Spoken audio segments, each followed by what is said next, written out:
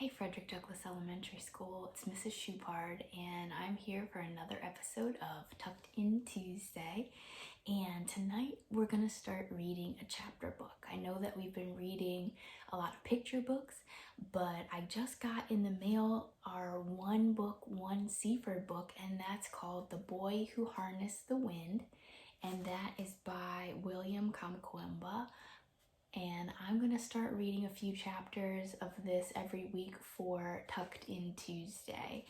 And I'm looking at the calendar that they sent, and it looks like we might already be a week or two behind.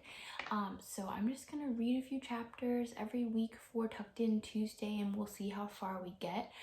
We might not be able to finish it in time for the calendar that they sent, but that's okay. As long as we get a chance to read it together, it'll be all right. All right, so I'm gonna go ahead and start reading, and I'm not exactly sure how many chapters I'm gonna read tonight, just because I'm not sure how sleepy I'll get. So I'll just read until I get sleepy, and then we'll pick up again next week. All right, The Boy Who Harnessed the Wind.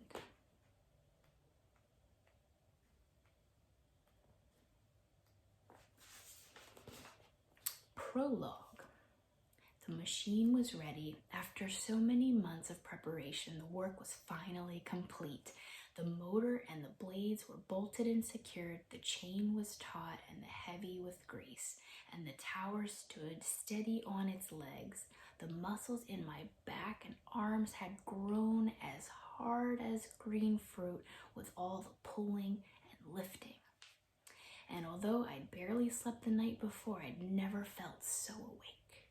My invention was complete. It appeared exactly as I'd seen it in my dreams.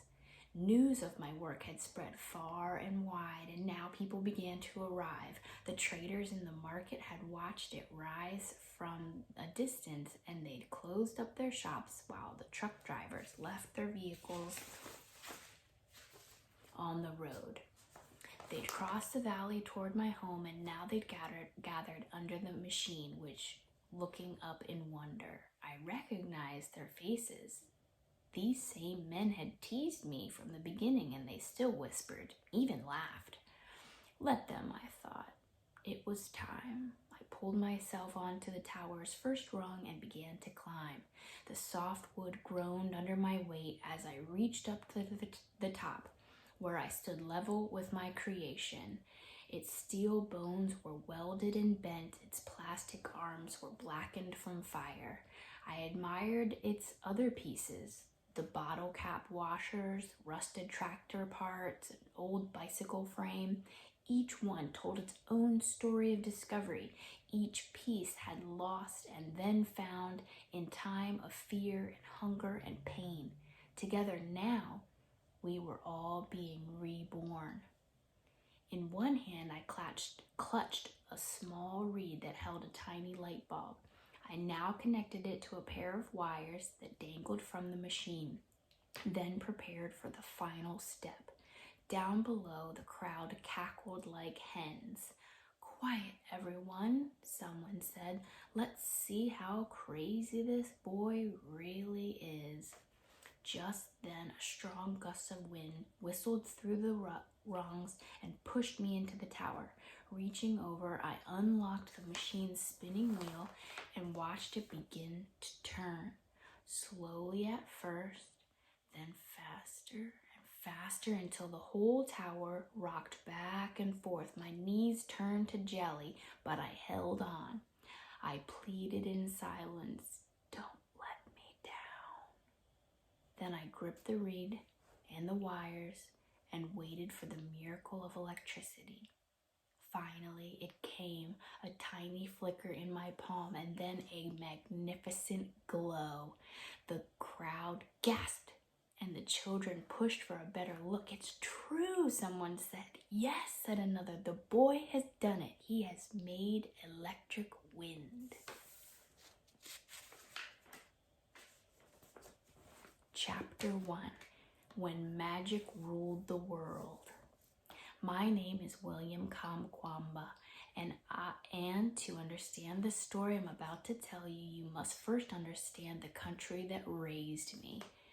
Malawi is a tiny nation in the southeastern Africa. On a map, it appears like a flatworm burrowing its way through Zambia, Mozambique, and Tanzania, looking for a little room.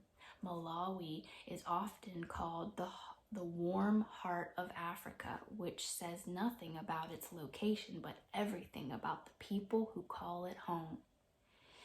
The Kamkwambas hail from the center of the country, from a tiny village called Masitala, located on the outskirts of the town of Wimbe. You might be wondering what an African village looks like. Well, ours consists of 10 houses, each one made of mud bricks and painted white. For most of my life, our roofs were made of long grasses that we picked near the swamps, or dambos, in our Chichawa language. The grasses kept us cool in the hot months. During the cold nights of winter, the frost kept our bones and crept into our bones, and we slept under an extra pile of blankets. Every house in Masatala belongs to my large extended family of aunts and uncles and cousins. In our house, there was me, my mother and father, my 6 sisters, along with some goats and guinea fowl and a few chickens. When people hear I am the only boy among 6 girls, they say, "Eh, bambo," which is like saying, "Hey man, so sorry for you." And it's true. The downside to having only sisters is that I often got bullied in school since I had no older brothers to protect me. And my sisters were always messing with my things, especially my tools and my inventions, giving me no privacy. Whenever I ask my parents, why do we have so many girls in the first place, I always get the same answer. Because the baby store was all out of boys. But as you will see in the story, my sisters are actually pretty great. And when you live on a farm, you need all the help you can get. My family grew maize, which is another word for white corn, and in our language, we lovingly refer to it as chimanga. And growing chimanga requires all hands. Every planting season, my sisters and I would wake up before dawn to hoe the weeds, dig our careful rows, and push the seeds gently into the soft soil. When it came to time to harvest, we were busy again. Most families in Malawi are farmers. We live our entire lives out in the countryside, far away from the cities where we can tend our fields and raise our animals. Where we live, there are no computers or video games, very few televisions, and for most of my life, we didn't have electricity, just oil lamps that spewed smoke and coated our lungs with soot. Farmers here have always been poor, and not many can afford an education. Seeing a doctor is also difficult since most of us don't own cars.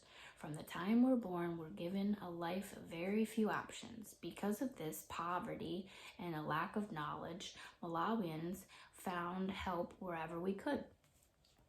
Many of us turn to magic, which is how my story begins.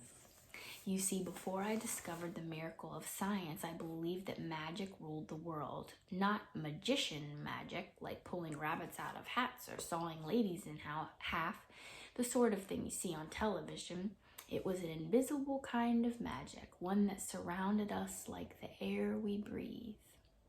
In Malawi, magic comes in many forms, the most common being the witch doctor, whom we call Sing'anga.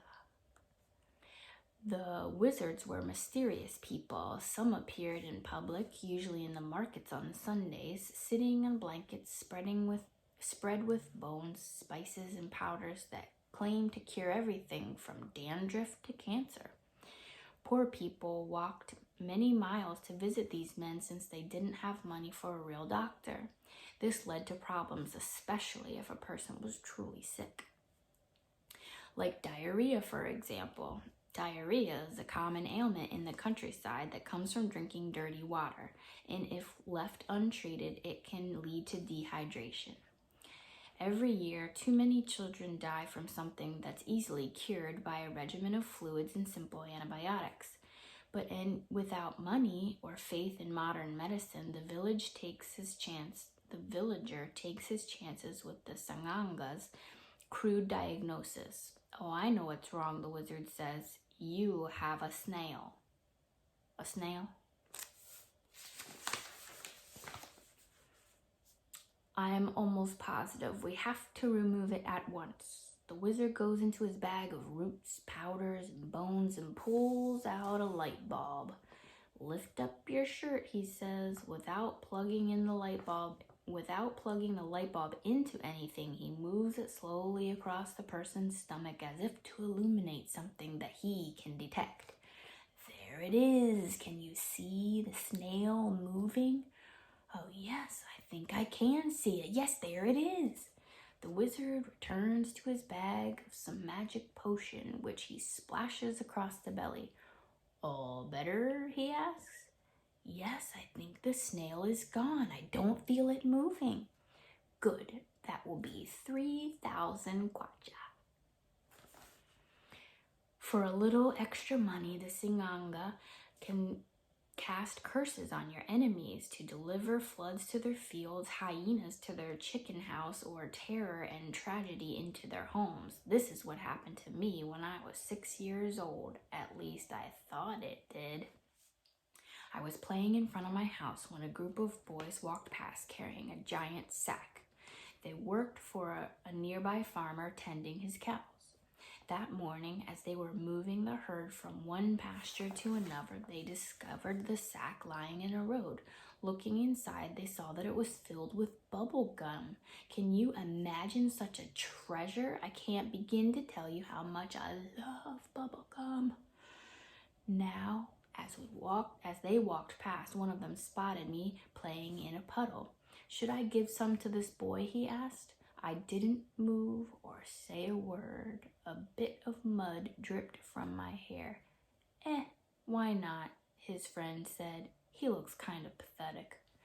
The boy reached into his bag and produced a rainbow of gumballs, one of every color, and dropped them into my hands.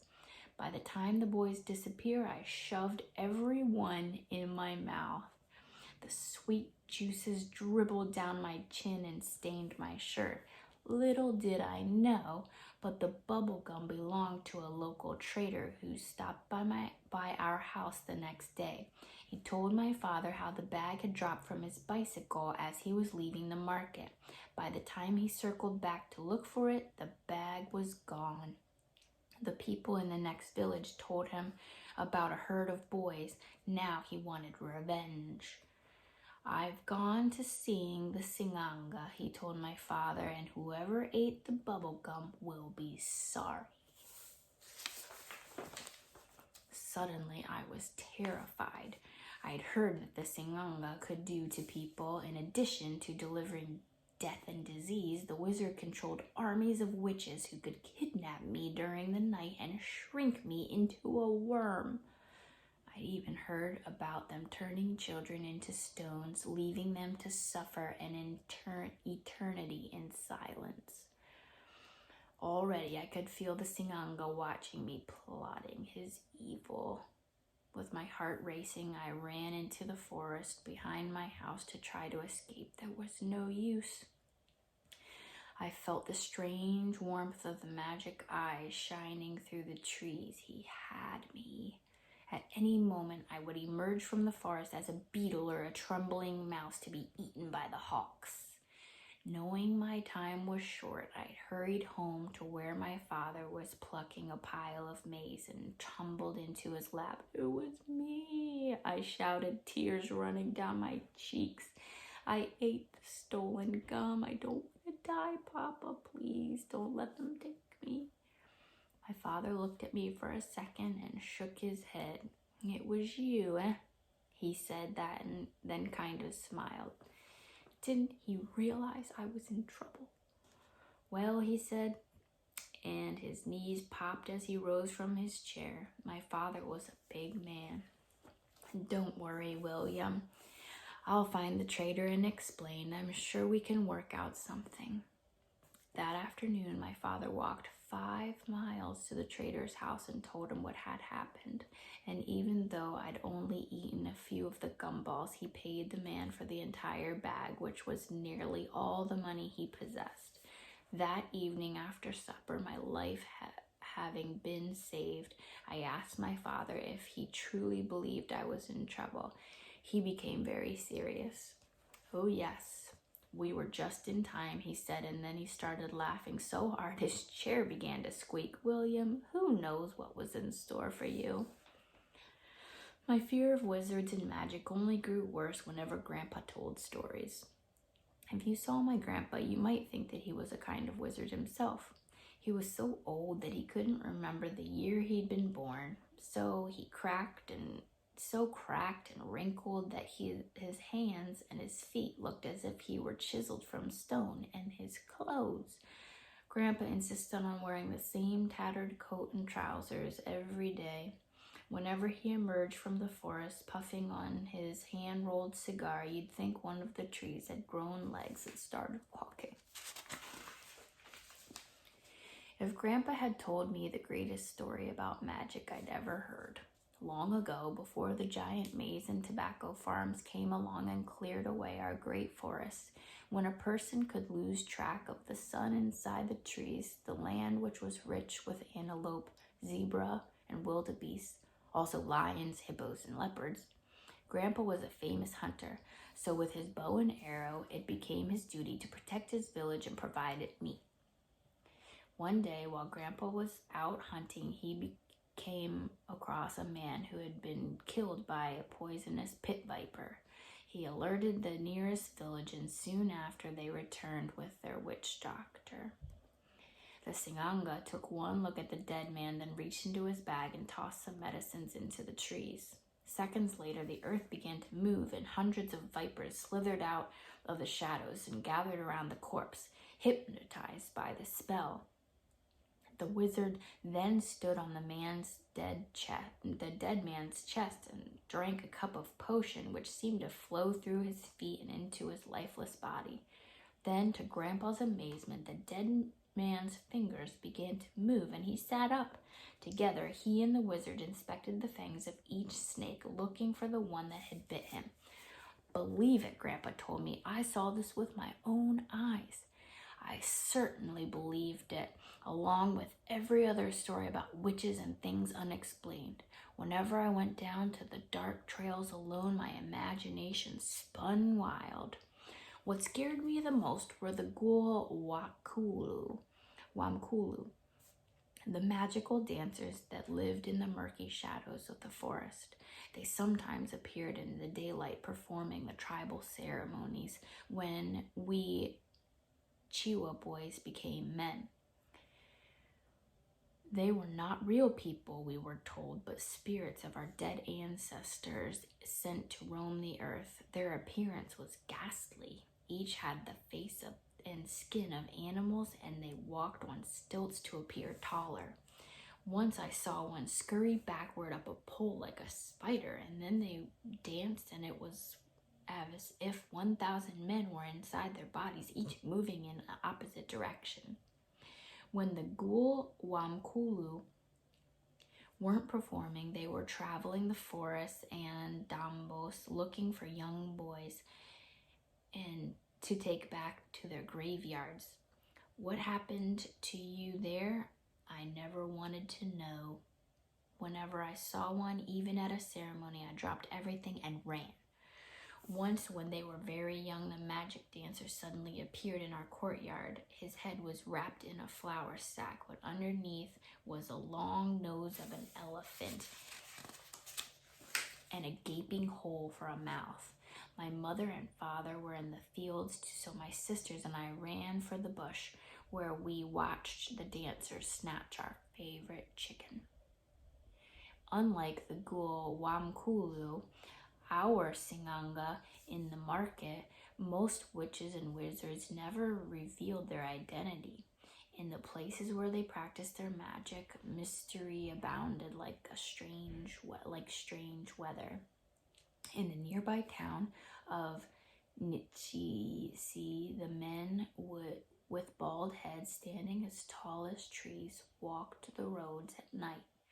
Ghost trucks traveled back and forth, approaching fast with their headlights flashing and the engines revving loud. Yet when the lights finally passed, there was no truck attached. In one of the neighboring villages, I heard about a man who'd been shrunken so small by a wizard that his wife kept him in a Coke bottle. In addition to casting spells for curses, the Singanga often battled one another. At night, they piled aboard their planes and prowled the skies, looking for children to kidnap as soldiers. The witch planes could be anything: a wooden bowl, a broom, a simple hat, and each was capable of traveling great distances. Malawi to New York, for example, in a single minute. Children were used as guinea pigs and sent to test the powers of rival wizards. Other nights, they visit camps of other witch children for games of mystical soccer where the balls are human heads stolen from people as they slept. Lying in bed at night, I would become so frightened thinking about these things that I'd cry out for my father. "Papa," I shouted, summoning him to my door. "I can't sleep. I'm afraid." My father had no place for magic in his life. To me, this made him seem even stronger. As a devout Presbyterian, he believed that God, not juju, was his best protection. "Respect the wizards," he would tell me, straightening my bed covers. "But remember, William, with God on your side, they have no power against you." I trusted my father, but as I got older, I began to wonder how his explanation accounted for Chuck Norris, Terminator, and Rambo, who arrived at the Wimbe Trading Center one summer and caused all kinds of ruckus. These men appeared in action movies, and they played the local video show, which was really just a mud hut with benches and a television and a VCR. At night, wonderful and mysterious things happened there, but since I wasn't allowed out after dark, I never saw any of them. Instead, I had to hear stories the next morning from my friends whose parents weren't so strict.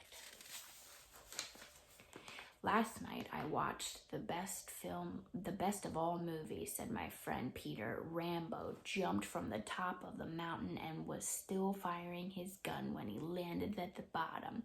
Everyone in front of him died and the entire mountain exploded.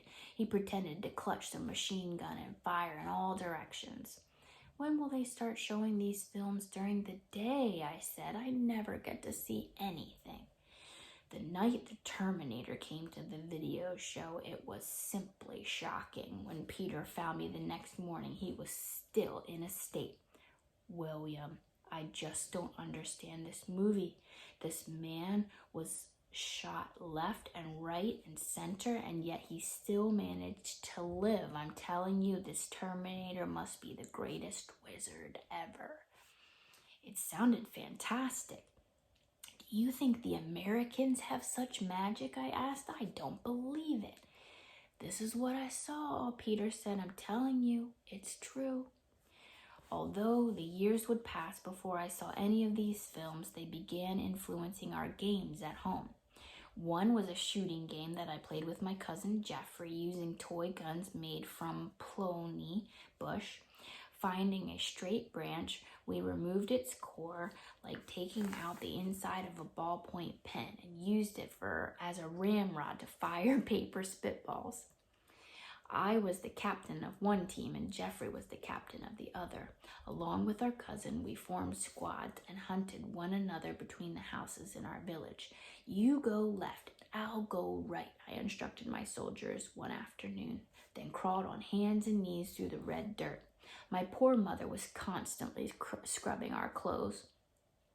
Right away, I spotted Jeffrey's trousers from around the corner of the house. Slowly, without spooking the chickens, I snuck up from behind for an easy ambush. "Tonka!" I shouted, then jammed the ramrods, sending a shower of slime into his face. He clutched his heart and fell to the ground. "Oh, my mean," he gasped. "You got me." We were a soldier gang of 3, me, Jeffrey, and our friend Gilbert. Gilbert's father was the chief of our whole Wimbe district, the man whom everyone called Chief Wimbe, even though his real name was Albert. When Jeffrey and I got bored with playing our games in the courtyard, we often headed to Gilbert's. "Let's see how many chickens we can count," I said, taking off down the path. Going over to Gilbert's house was always fun since the chief's work was never finished. As usual, we found a long line of truck drivers, farmers, traders, and market women all waiting to voice their concerns. As we suspected, many of them carried a chicken under their arm, a great gift for their chief. "I counted 10, Jeffrey whispered. "Yeah," I said. "Must have been lots of problems today." The chief's messenger and bodyguard, Mr. Nigwada, stood at the door in his short pants and army boots, dressed as a police officer. It was Mr. Nigwada's job to protect the chief and filter all of the visitors. He was also the chicken collector. Come, he said, and motioned us inside. The chief sat on the sofa in the living room, dressed in a crisp shirt and nice trousers. Chiefs usually dress like business people, never in feathers and animal skins. That's in the movies. Another thing about Chief Wimbe was that he loved his cat, which was black and white but had no name. In Malawi, only dogs are given names. I don't know why. We found Gilbert in his room singing to the radio. Gilbert had the most beautiful voice and dreamed of becoming a famous singer. My voice sounded like one of the guinea fowl and screeched in the trees as it pooped, but I never let it stop me from singing. "Gilbert, bow, bow, sharp, sharp."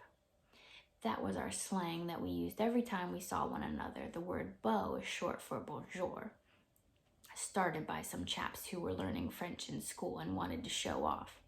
It means hello in that language.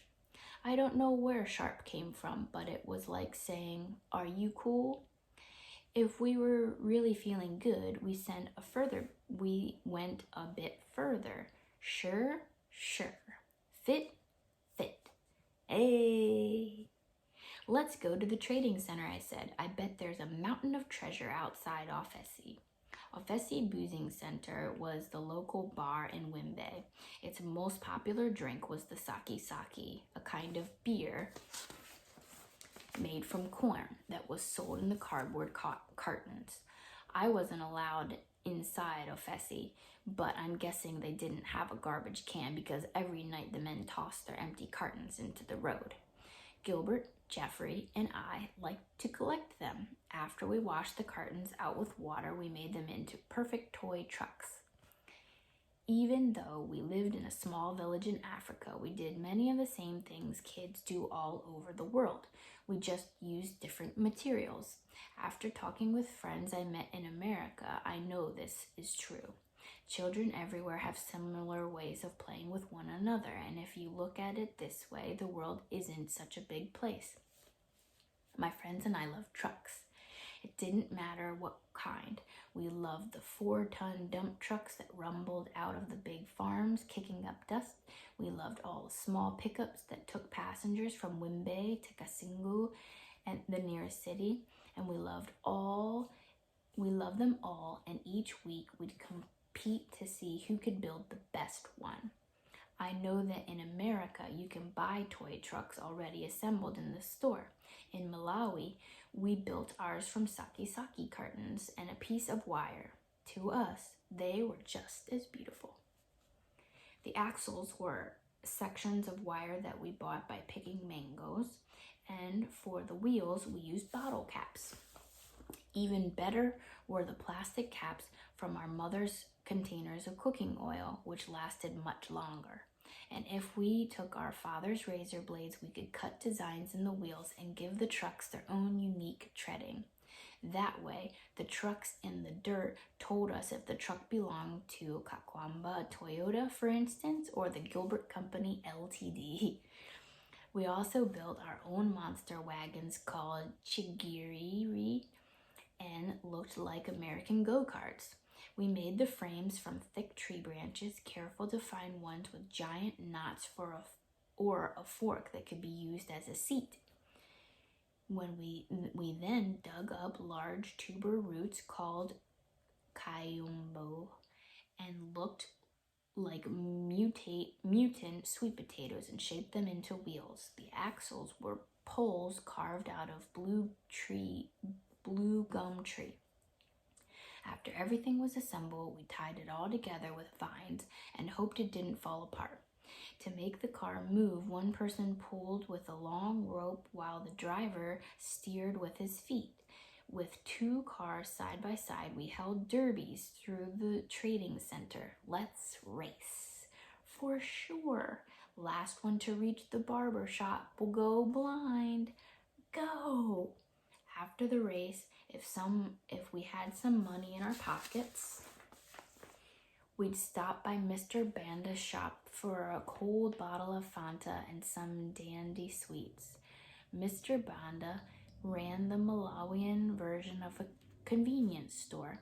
On his shelves were packages of margarine and powdered milk, since most people didn't have refrigerators at home to keep milk cold.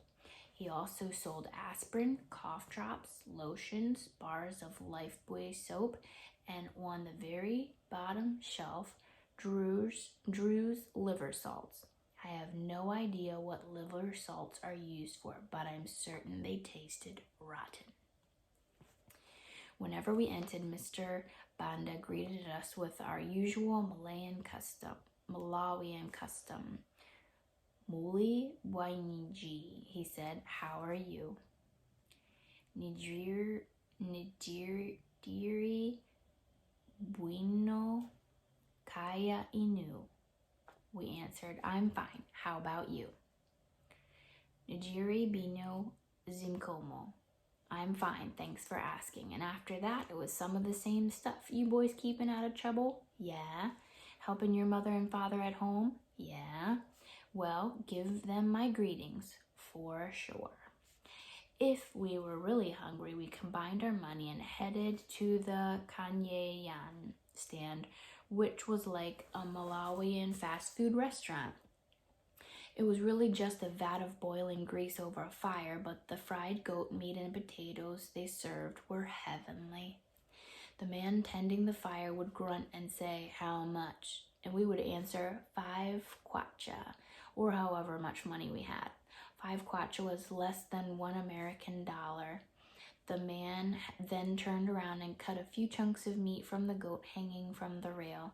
He dropped the meat into the boiling oil, followed by a handful of sliced potatoes. When everything floated to the top, he served it on a wooden counter along with a pile of salt for dipping.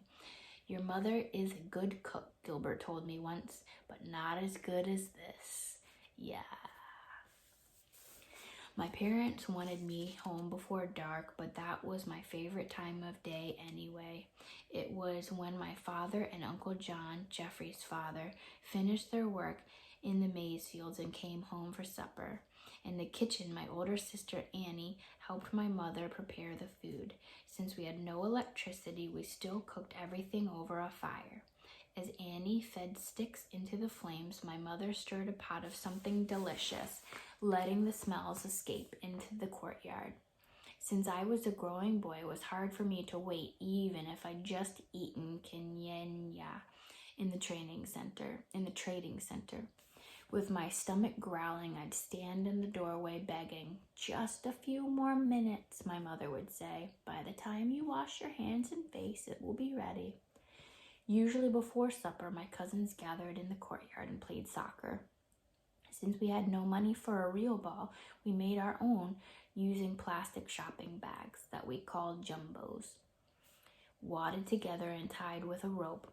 They'd still have the same kind of bounce as a real soccer ball, but they still allowed us to play. They didn't have the same kind of bounce as a real soccer ball, but they still allowed us to play. All across Africa, children used the same jumbo balls.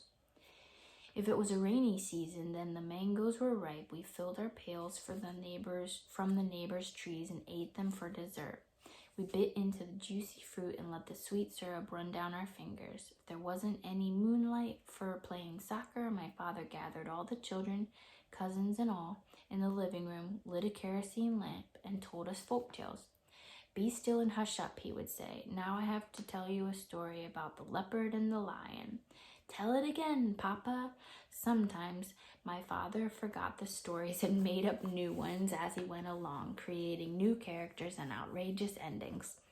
And while we loved hearing these tales, the truth was that real life was sometimes difficult to distinguish from fantasy.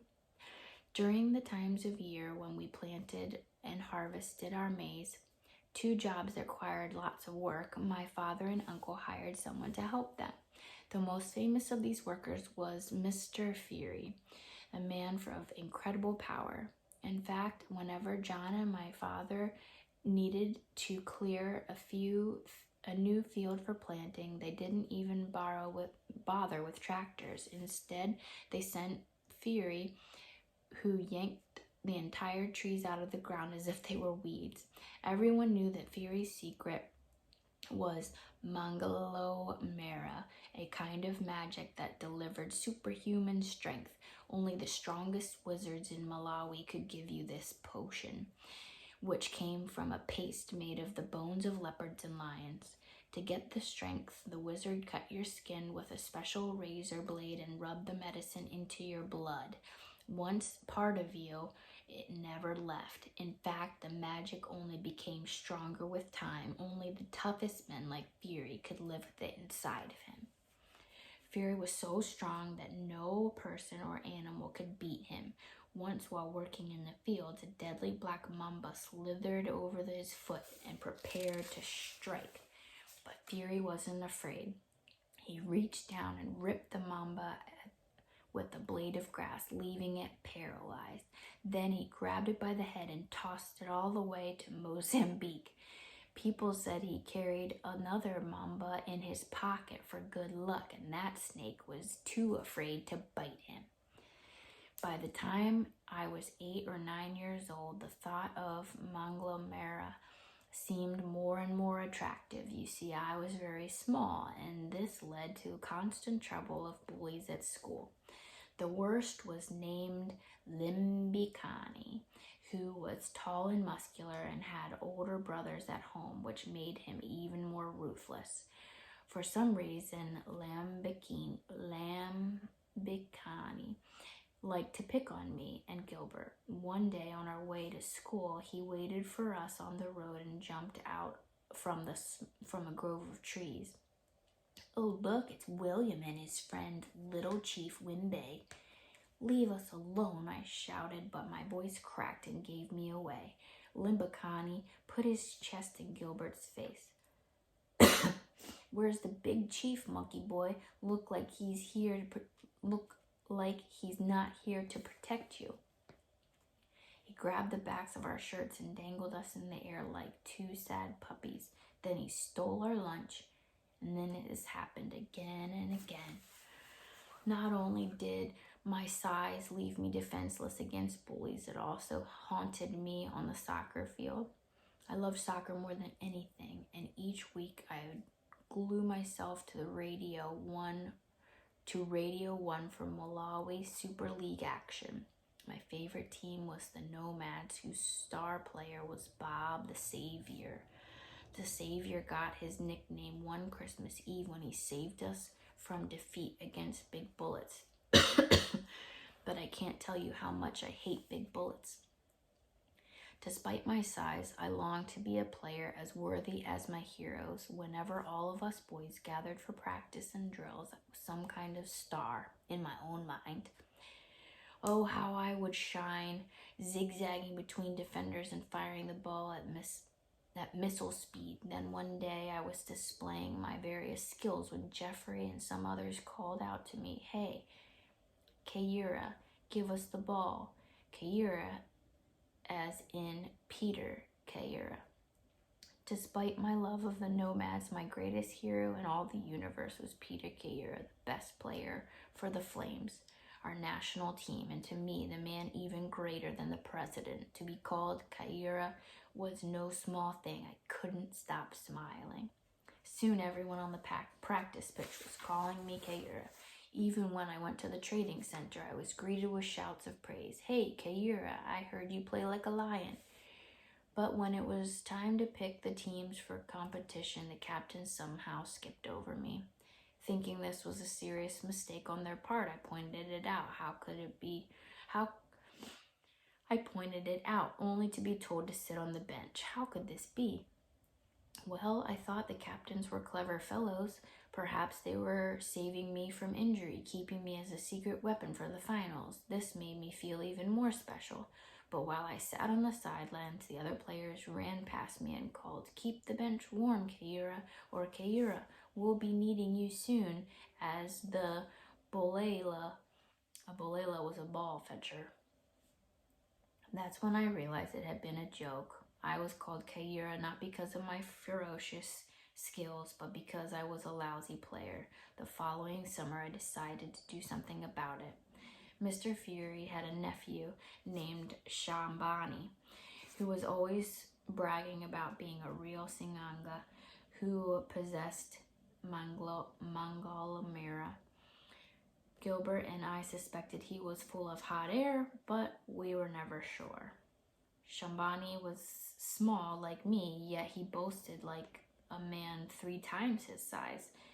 This made us wonder. Shambani didn't go to school, but he worked all day in the fields with his uncle, so he'd usually there when I returned home in the afternoons complaining about bullies or sitting on the bench. One day, after hearing another one of my pathetic stories, he pulled me aside. "Every day you're moaning about these boys, and I'm tired of hearing it," he said. "I can give you Manglomera. You can become the strongest guy in school. All of the bullies will fear you." Of course, having superpowers was a lifelong dream. On the soccer field, I could fly like a leopard with wings like rocket launchers. Pow! Reacting to my Manglomera, bullies at school would wet their trousers with fright. My father always warned me about playing with magic. But now, with Shabani sitting there smiling like a mongoose, I couldn't resist. "Okay," I blurted out, "I'll take it." "We'll do it in the Blue Gum Forest," he said. "Meet me there in 1 hour and bring 20 tambala." A tambala was like a penny in our Malawian money. In an hour later, I arrived in the forest and waited in the shadows for Shambani, my heart beating fast. Shambani then appeared through the trees carrying a black bag that contained something heavy. "Are you ready?" he asked. "Yeah, I'm ready." Then sit down." We took a seat on the soft red dirt and he opened his bag of wonders. From inside, he pulled out a tiny mismatched box. "In here are the blackened stones of lions and leopards, along with other roots and herbs." He fished out another package filled with a strange dust, which he mixed with the ashes. "These other materials are extremely rare, found only on the bottom of the ocean." "How did you get them?" I asked. "Look, boy," he snapped, "I am not some ordinary person. I got them from the bottom of the ocean.